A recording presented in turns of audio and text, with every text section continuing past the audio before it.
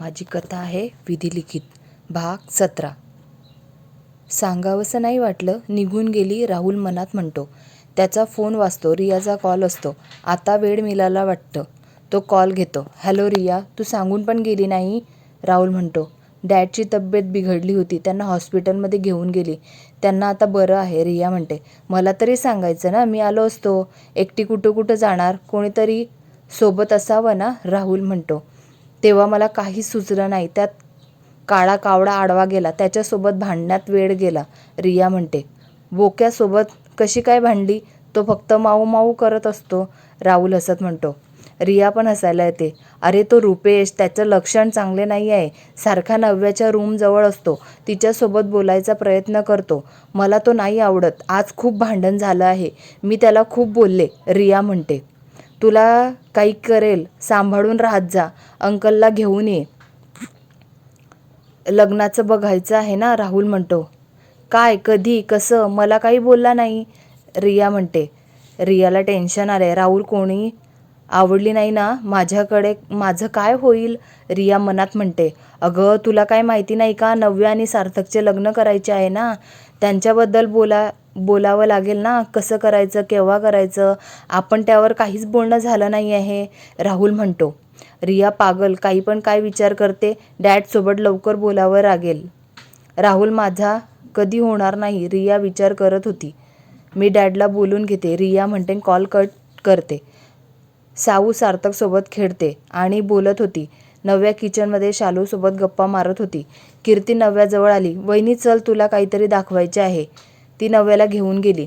कीर्ती, मला काय दाखवायचं आहे, नव्या म्हणते. तू चल ना, तूच बघ, तुला पण आवडेल, कीर्ती म्हणते. नव्या आणि कीर्ती रूममध्ये येतात. वहिनी हे बघ, तुझ्यासाठी आणलं आहे, तुला आवडलं का बघ, कीर्ती म्हणते. काय आणलं आहे, तू शॉपिंगला गेली होती, नव्या म्हणते. हो वहिनी, तुझ्यासाठी पण आणलंय, बघ तुला आवडेल का, कीर्ती म्हणते. नव्या बघते. कीर्तीने खूप छान ड्रेस आणला होता. साऊला पण सुंदर असा फ्रॉक आणला होता. अजून खूप काही आणलं होतं. नव्याला सगळं खूप आवडलं होतं. कीर्ती खूप छान आहे, नव्या म्हणते. नव्या सकाळी शॉपिंग बघते. कीर्ती पण तिला सगळं सांगत असते. त्यांचं बोलणं चालू होतं. आज नव्या दिसली नाही, रिया पण गेली तर नव्यासोबत बोलायला मिळेल, पण ती कुठं आहे, रुपेश विचार करत असतो की त्याचा फोन वाजतो. तो घेतो. बोल पक्या, काय झालं, तू का कॉल केला आहे, रुपेश म्हणतो. बॉस, आपलं काम झालं आहे. आपण बनवतो ते औषध संपलं आहे, त्याचं काय करायचं. तुम्ही ऑफिसमध्ये येऊ शकता का, तुम्ही बघून घ्या, आपल्याला काय करता येईल, पक्या म्हणतो. ऑफिसमध्ये येऊन जाईल, बघून घेतो, रुपेश म्हणतो. कॉल कट करतो. मॉम काय करत आहे, साऊ नव्या कीर्तीजवळ आली होती. साऊ, हा बघ फ्रॉक, घालून बघ ना, तुला आवडला का, कीर्ती विचारते. नव्या साऊला तो फ्रॉक घालून देते. साऊ खूप छान दिसत होती. आतू खूप छान आहे, मला खूप आवडला.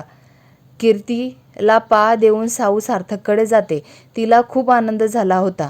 लहान मुलांना नवीन कपडे आणले की खूप आनंद होतो. डॅडी डॅडी, आतूने बघ ना किती छान ड्रेस आणला आहे, साऊ म्हणते. अरे वा, ब्युटिफुल दिसत आहे माझा बच्चा, छानच आहे, सार्थक म्हणतो. खरंच का डॅडी, साऊ विचारते. सार्थक तिला जवळ घेतो. मम्मा कुठं आहे, तो विचारतो. मम्मा आतूच्या रूममध्ये शॉपिंग बघत आहे, आतूने मम्मासाठी पण आणलं आहे, साऊ म्हणते. सार्थक आणि साऊ पण कीर्तीच्या रूममध्ये जातात, गप्पा मारतात. साऊ दोघं आजींना पण खूप ड्रेस दाखवून येते. त्या पण म्हणतात छान ड्रेस आहे. रुपेश त्यांच्या कंपनीत जातो. औषध कसं बनवता येईल ते सगळं बघत होता. त्याला औषध बनवायला कोणी माणूस भेटत नाही होता. रुपेश वैतागला होता.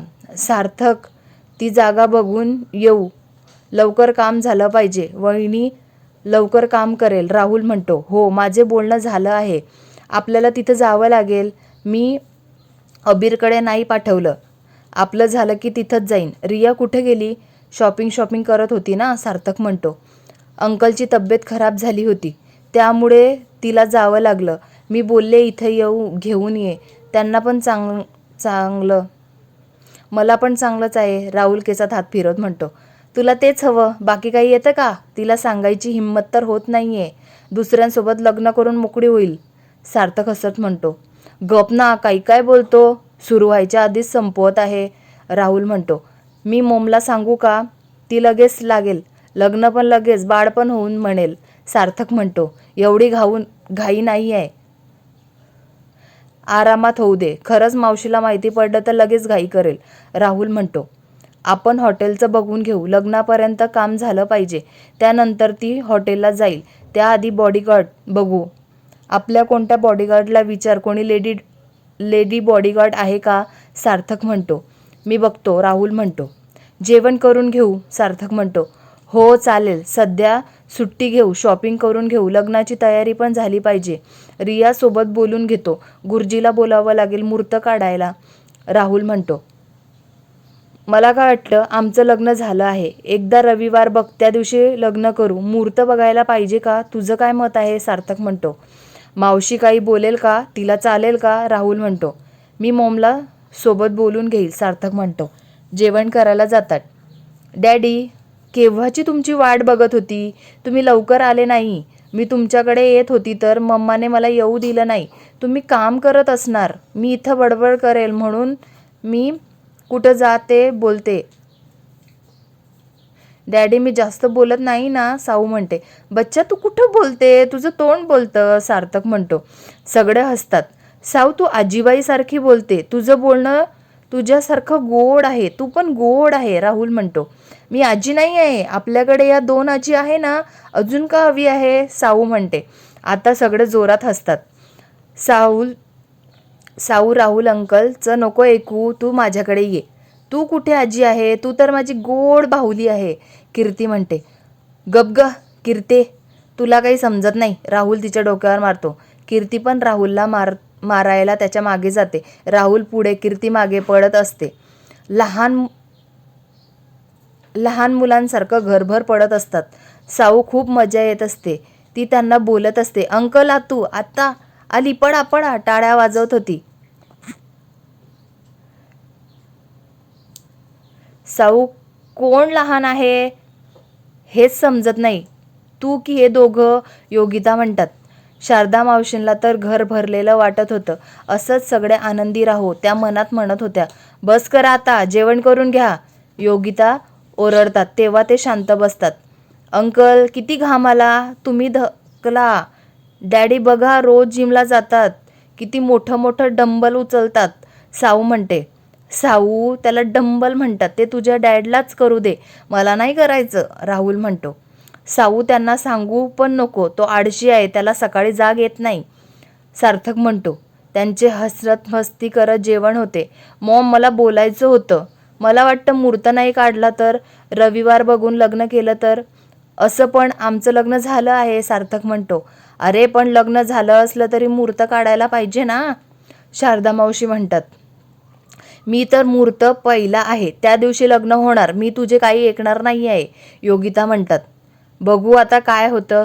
रुपेशची कंपनी बंद होते का, की त्याला औषध बनवणारा मिळतो. योगिताने लग्नाचा मुहूर्त कधी काढला आहे? मॉम, काय बोलत आहे? खूप काम आहे माझ्याकडे. जास्त दिवस नाही. ऑफिसमध्ये खूप काम आहे. हॉटेलचं काम करायचं आहे. सार्थक म्हणतो. मी मुहूर्त बघितला आहे, तो रविवारचाच आहे. मुहूर्तावरच लग्न होणार. योगिता म्हणतात. मावशी, आम्ही पण रविवारच म्हणत आहे. राहुल म्हणतो. गुरुजींना सांगून दे. योगिता म्हणतात. तुझा मुहूर्त, आमचा रविवार. राहुल, रियाला कॉल कर. अंकलची तब्येत पण विचारून घे. तिला बोल जमलं तर ये, उद्या शॉपिंगला जाऊ. सार्थक म्हणतो. राहुल मोबाईल काढून रियाला कॉल करतो. घरातच फोन वाजतो. अरे, तुम्हाला माझी आठवण आली. तुमच्याकडेच मी आले. रिया म्हणते. रिया आणि तिचे डॅड आले होते. नव्या किचनमध्ये गेली. शालूला काहीतरी खायला बनवायला सांगितलं. बाहेर आली. सगळ्यांच्या गप्पा रंगात आल्या होत्या.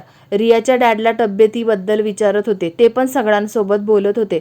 सगळं सांगत होते. सार्थक, राहुल, रियाचे डॅड बिझनेसबद्दल बोलत होते. बाकीचे लग्नाच्या तयारीबद्दल बोलत होते. साऊ सगळीकडे बघत होती. तिला मजा वाटत होती. सगळीकडे बघत होती. काय बोलता ऐकत होती. मनसोक्त गप्पा मारून रिया आणि त्याचे डॅड निघून गेले. बाकी आपल्या आपल्या रूममध्ये निघून गेले. नव्या, तुला काय आवडेल घ्यायला, आपण शॉपिंग करून घेऊ, तुला आवडेल ते घे. सार्थक म्हणतो, मला आवडेल ते घेऊ का? तुम्ही पण माझ्या आवडीचे घेणार? साऊला पण आपण मस्त असा ड्रेस घेऊ, मला अजून बरंच काही काही घ्यायचं आहे. नव्या म्हणते, तुला आवडेल ते सगळं घे, मला पण तुला घ्यायचे आहे ना, उद्याच जायचं आहे, उद्या मला काही काम नाही आहे.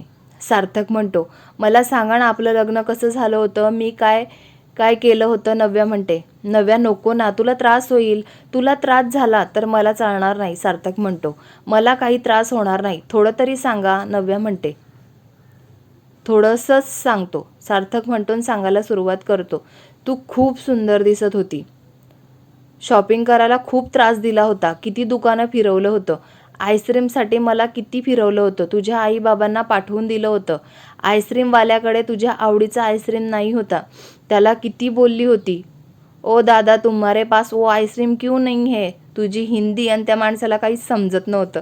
मी तर खूप हसलो होतो. सार्थक म्हणतो, मला का काही आठवत नाही, मला पण सगळं आठवायला हवं ना. नव्या म्हणते, नव्या सगळं आठवेल, तू मला मिळाली माझ्यासाठी हेच खूप आहे, तुला सगळं आठवेल. सार्थक म्हणतो, लवकर आठवायला हवं, कधी कधी खूप विचार येतात. माझ्या कॉफी शॉपचं काय झालं, तुम्ही काही बोलला नाही, आपण उद्या शॉपिंगला जायचं ना. नव्या म्हणते, उद्या रविवार आहे, सगळे शॉपिंग करून घेऊ, तुला त्रास होणार नाही ना. साऊला पण घेऊन जायचं का?